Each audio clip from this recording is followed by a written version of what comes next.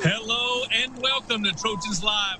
Jordan Moore, Sean Cody, and Joe Davis joins us now, man.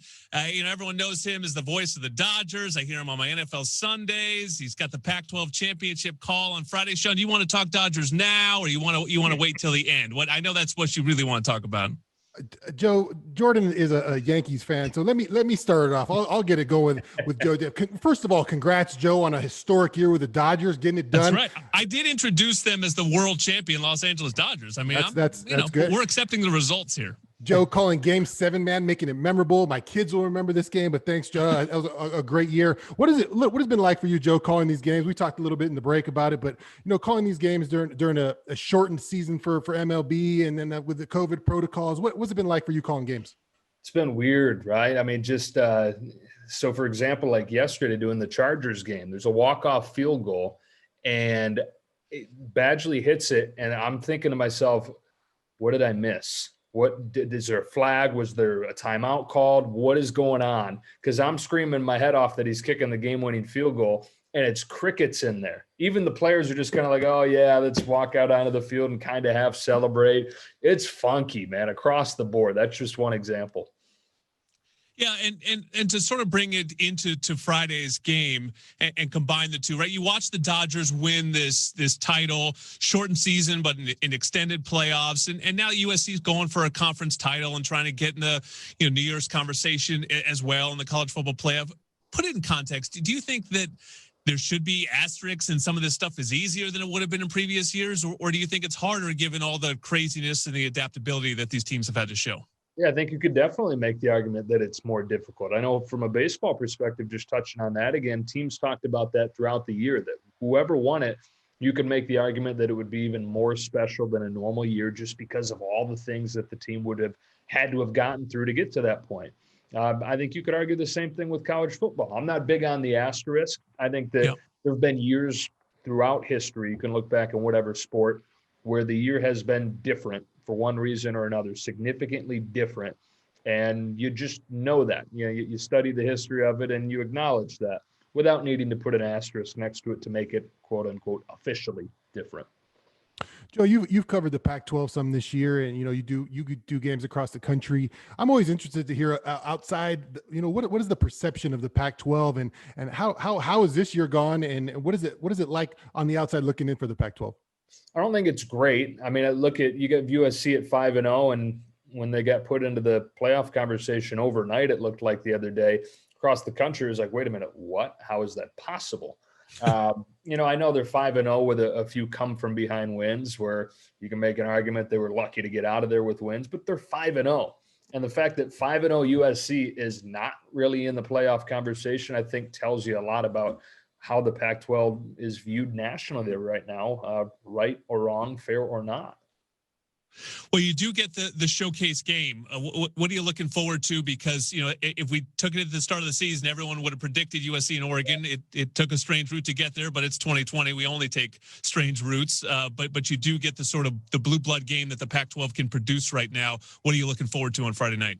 There's a lot of really talented individual players. I mean, just to start with USC, you have 3 receivers on USC that you can make an argument for being maybe the top 3 receivers in the Pac-12 packed into one roster like that. So watching those few guys against a defense for Oregon that's been diminished in the back end because of the opt-outs, but that is still really talented.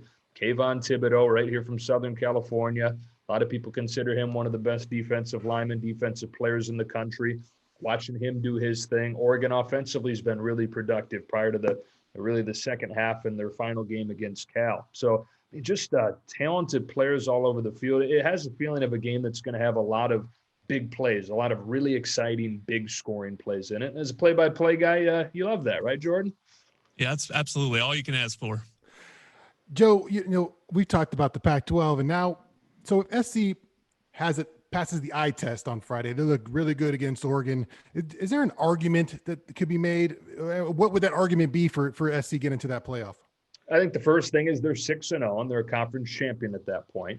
They'll have done it by beating a really good Oregon team. And then they're going to need help, right? But I think if you get what, Alabama takes care of business. Notre Dame beats Clemson. So Clemson's got 2 losses, knocks them out. Ohio State gets beat. And there are a few other things that I think need to go their way.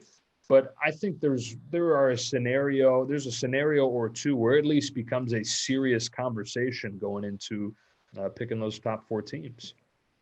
Correct me if I'm wrong, Joe. You're a Midwest guy. I know you went to school in the Midwest. Are you from the Midwest? From Michigan, yep. Yeah, so I'm wondering, as you know, an adopted Los Angelino, although you know the joke about LA is that everyone is an adopted Los Angelino, nobody actually grew up here. I'm wondering, you know, just your thoughts on where USC sits and the sort of unique situation, the expectations put on it by fans, the not so much the college town thing that you know a Michigan has, where you know this is almost treated more like a pro team, and how you've sort of experienced it out here. Well, full disclosure, I grew up in Michigan, but grew up, and you're probably, I'm going to get disconnected as soon as I say this, a Notre Dame fan. Yeah, so, well, we have a lot of respect for Notre Dame. Sean almost went to Notre Dame, didn't you, Sean? Yeah, it was close. It was close. So, you know, I grew up with like, for me, USC was big, bad, scary USC, right? That my team as this young kid would play at the end of each season, and I'd lose a lot of sleep over it. So an immense amount of respect for USC growing up from that perspective. And then you get out here, and for me, I guess I have a different perspective than most people who would move to LA, because I get to be inside the Coliseum covering the Trojans as I move out here, you know, doing games. And there's just something about games inside the Coliseum that feel big. Even when there's nobody in there this year, the Coliseum feels big time.